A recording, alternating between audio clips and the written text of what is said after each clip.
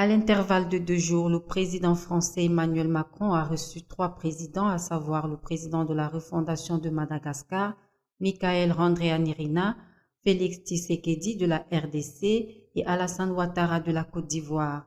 Les récentes visites de ces présidents illustrent un repositionnement stratégique majeur pour la France en Afrique.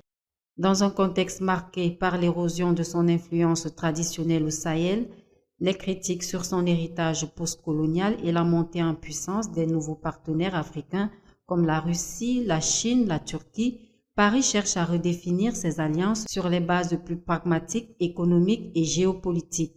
D'abord, le rapprochement répond à un impératif géostratégique. Madagascar occupe une position centrale dans l'océan Indien.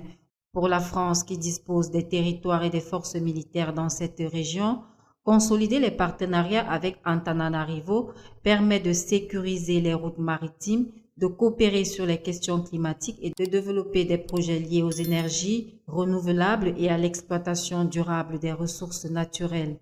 Ensuite, la RDC, qui représente un enjeu économique et industriel de première importance. Le pays détient une part significative des ressources mondiales, le colbalt, le coltan et le cuivre, minerais indispensables à la transition énergétique mondiale.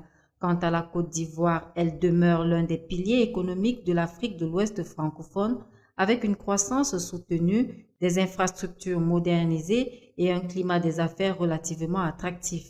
Cette dynamique répond à un enjeu diplomatique plus large, préserver l'influence française au sein des organisations internationales, renforcer les alliances multilatérales et consolider un réseau de partenaires stratégiques en Afrique. La France tente de tourner la page d'une relation parfois conflictuelle dans certaines régions et de repositionner sa présence sur le continent autour d'intérêts mutuels plus clairement assumés.